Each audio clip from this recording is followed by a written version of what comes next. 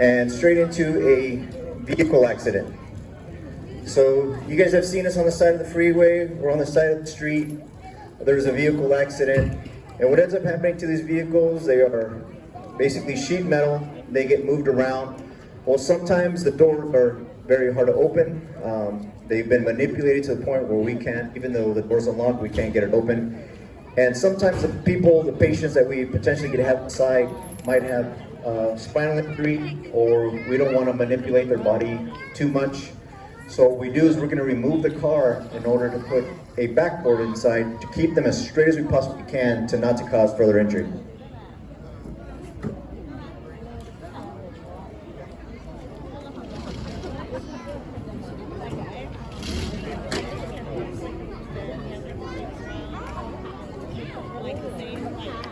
So when you see us, it looks like chaos, but we do quite a bit. There's actually 3 groups that are there. There is the paramedics that are there, what you're using in the ambulance. There is an engine company. The paramedics will be 2. There's an engine company that will be 3, captain, engineer, and firefighter. And then the truck company, which will also be truck, captain, engineer, and firefighter. So the medical group will be the paramedics and the engine company, there to completely make sure that the scene is safe, as far as having maybe a hose line in place so nothing else happens. And the paramedics, which are there and completely in charge of the scene to make sure that the patients get the best care they possibly can. Then the truck company comes in, and they're the auto extrication company. Okay, if you guys look at the hand that's standing, that's being held right there, that is Chief Brown. He's gonna walk half of you guys over to the other side over here, so we can split up the group and you guys can get a better look at the demonstration. So if you want to go to the other side. We also need firefighter Skyler over here. Firefighter Skyler, if you're up there, over here please.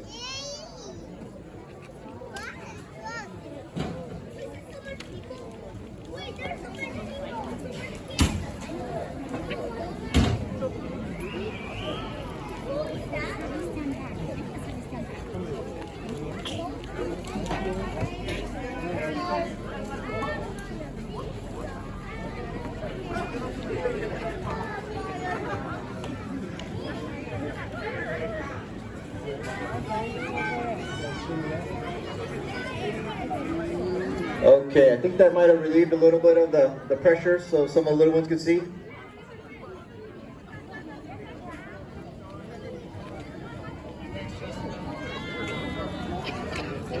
Okay, so here we have intern paramedic Young. He will be demonstrating the backboard and the medic portion of it. Truck company, looks like we have engineer Edgar, Captain Novella, firefighter Gomez, firefighter Ozepian, firefighter Soto. Okay, we don't always get the opportunity to do this, but I am giving away a child today. Does anybody have any idea whose child this is? Come over here, sweetie. He's gonna get moisture with all that stuff on it. Does anybody recognize this child?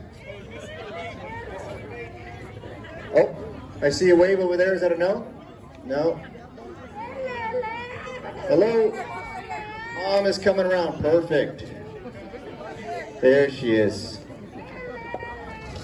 That's what's nice about having a microphone. You can find Mom right away. Oh my God. I don't always get the chance to give away babies, but today I was able to check that off my list.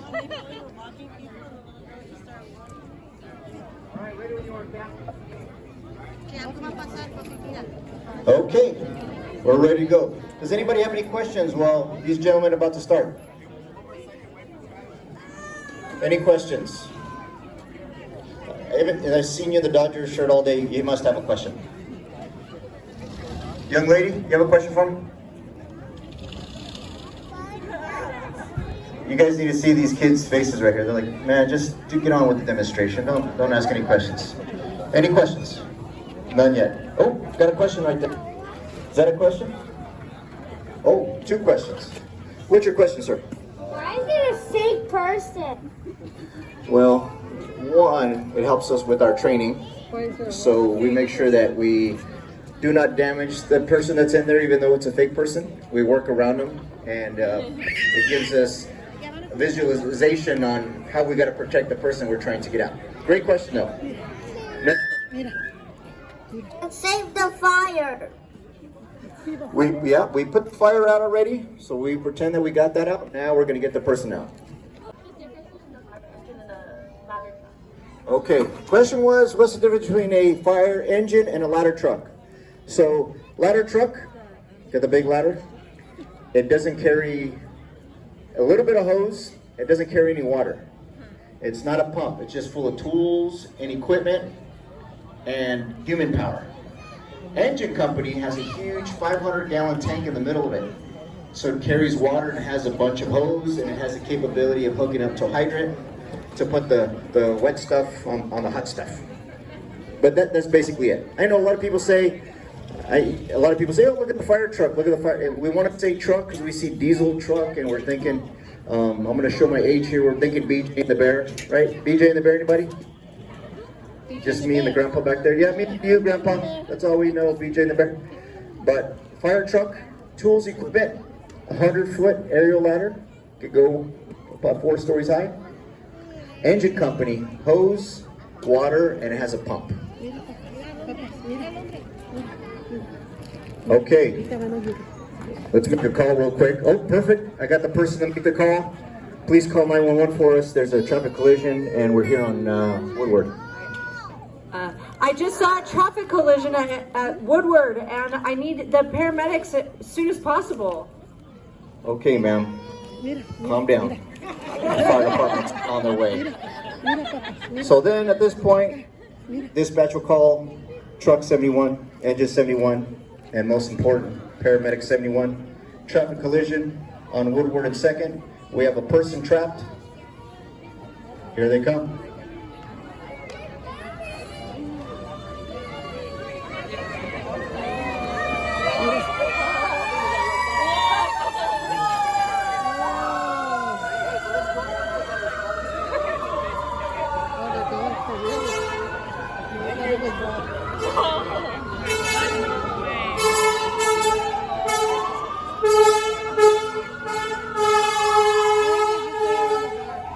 So what do we get?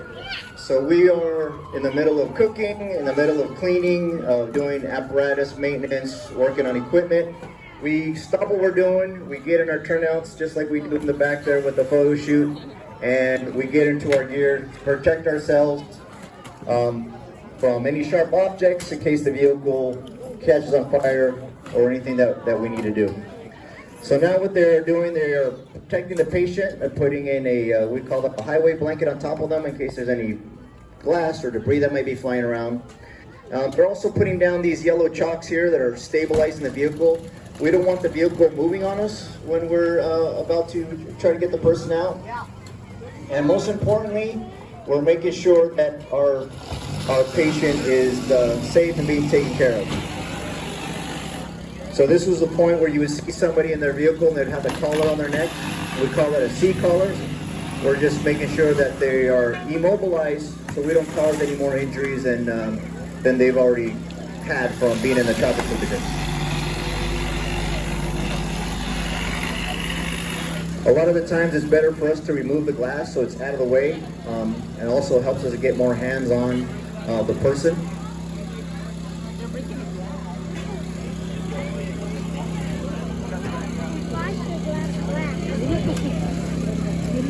So you heard the terms, the jaws of life. So the jaws of life are basically hydraulic equipment that we use in order to open up a door, to take the top off a vehicle, to manipulate and remove as much of the metal and material as possible in order to remove our person as safely, easily as possible, and without physically manipulating them to not cause any more spinal damage or neck injuries that they might already have from the traffic collision.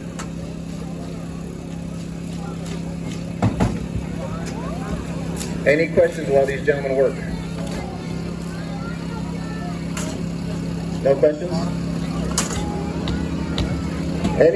Any questions on this side? You guys have any questions? You want to turn that one? The speaker?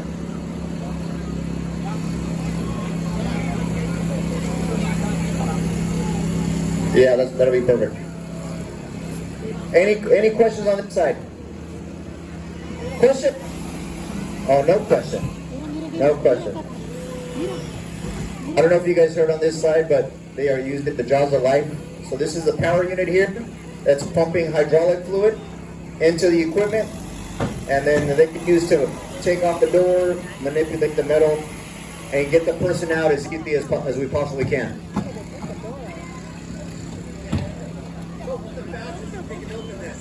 What's the fastest? The time? The fastest is really depending on how bad the vehicle's damaged.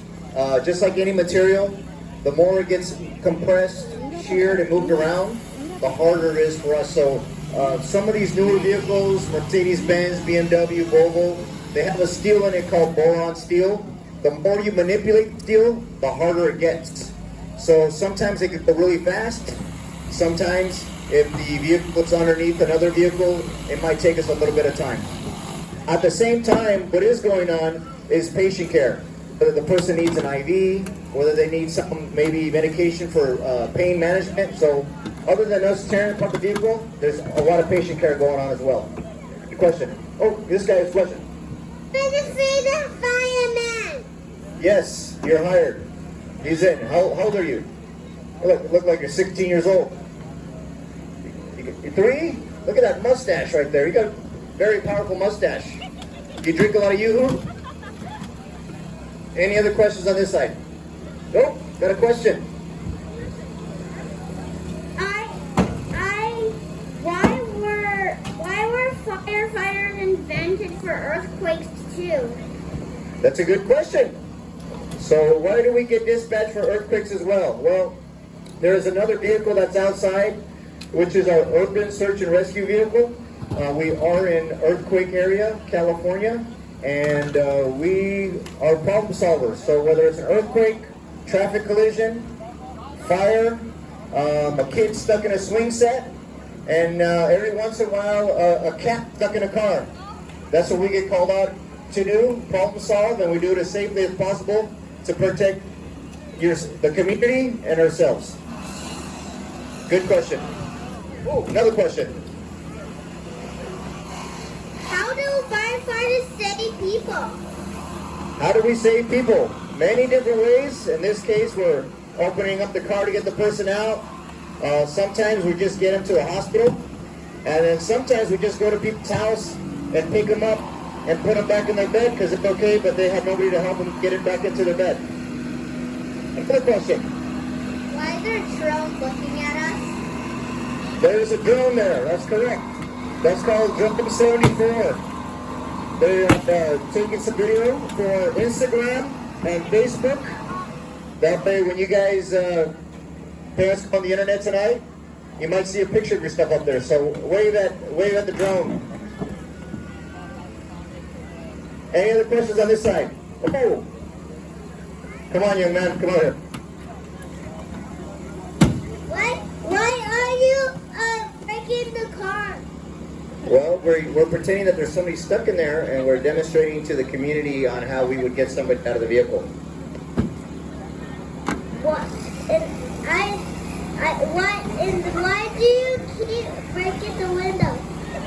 We're removing them out of the way because we control that we break them right away compared to us using the equipment and they break unexpectedly and might hurt somebody.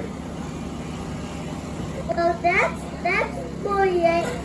more firefighters are really brave. Thank you, man. Thank you. But the way you're asking questions, I think you're going to be more effective and committee as a lawyer or a judge because you are very smart. How old are you? 26? 24. Okay, get back in line. All right, all right.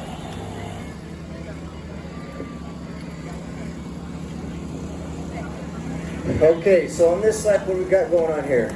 So now they're going to attempt to open up the other door. Once again, they're trying to remove as much material as possible in order to not to move the patient around. Any questions on this side? Oh, got one.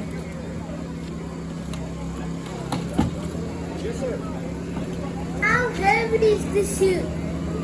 Well, when we have all of our gear on, it's actually pretty light. It's about 171 pounds.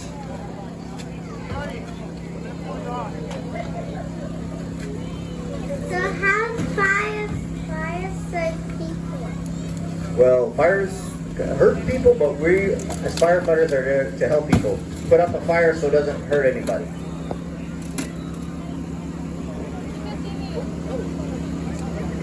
All right, this one might be a little closer to me. How to be a firefighter?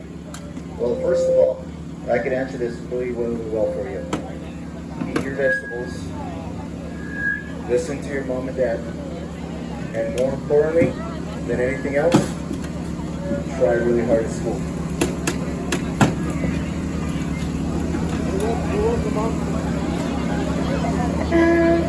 How do firefighters save people? That's a great question. Very, very carefully.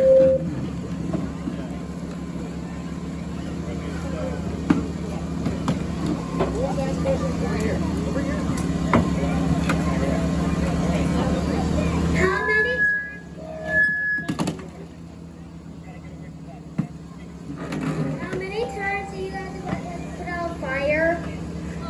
Well, we used to put out a lot more fires than we do today. Right now, we probably average about 2 a month.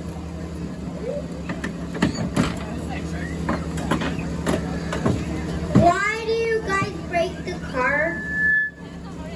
We are pretending that that person in there needs to come out safely. So we're removing as much of the vehicle in order to get him out.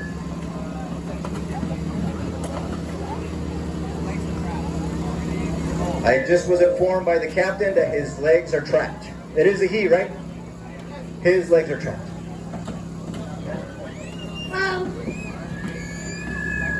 When you go on fire, do you get hurt? Sometimes, but we try not to. So unlike a football game or a baseball game, you know when the game's going to start, you get to warm up, you get to do all the things. In the fire service, we're considered industrial athletes. We have no idea when the game's going to start, so we have to be ready at all times. But great question. Okay. How many firefighters need to put out one fire? On an average home, it probably takes about 20 firefighters.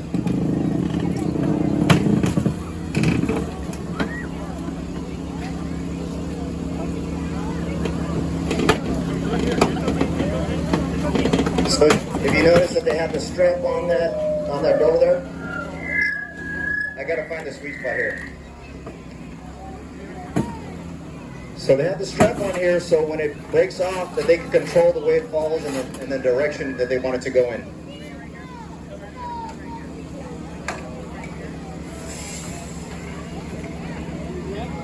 You hear the piston?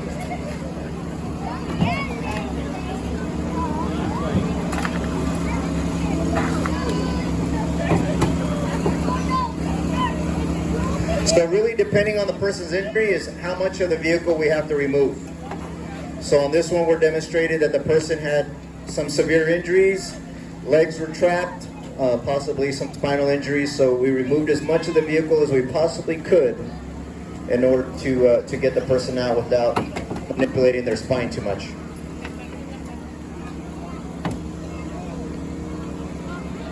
So just for demonstration's sakes, we're going to show you how we remove the roof off the vehicle.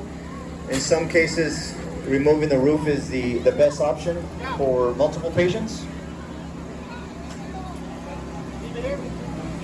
So we're going to start finishing off removing the roof so you can see the capabilities of the equipment.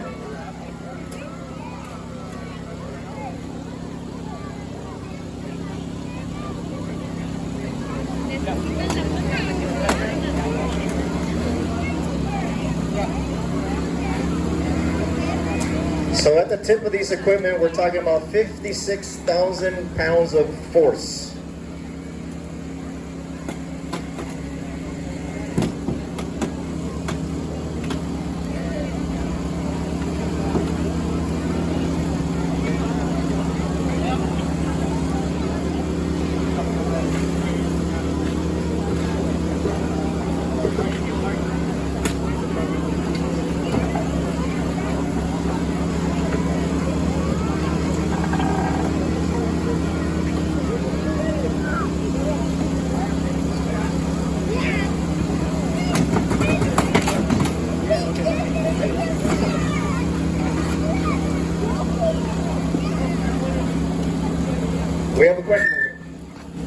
How long does this take?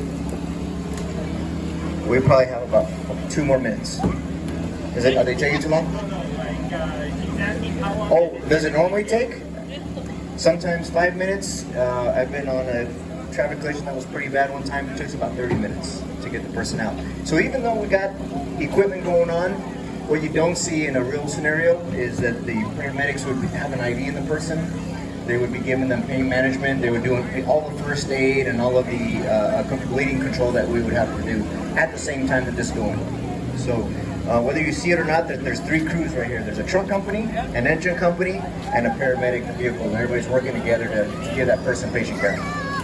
Thank you.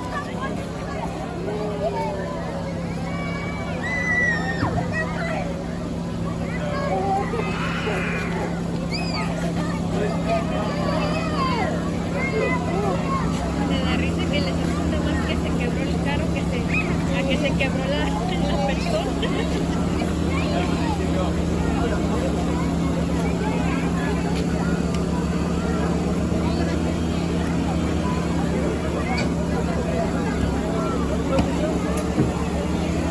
What's that wedge you're putting down there for? So the wedge is stabilization in order so the vehicle doesn't move and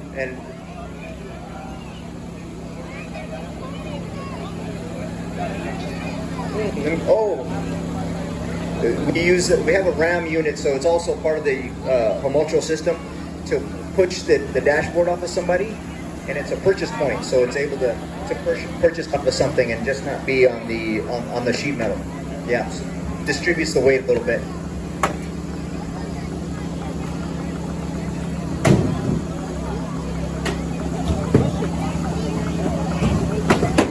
Was he wearing a seatbelt? I believe he was. I believe he was. Just because I don't want to get him in trouble. I think his mom's in the crowd.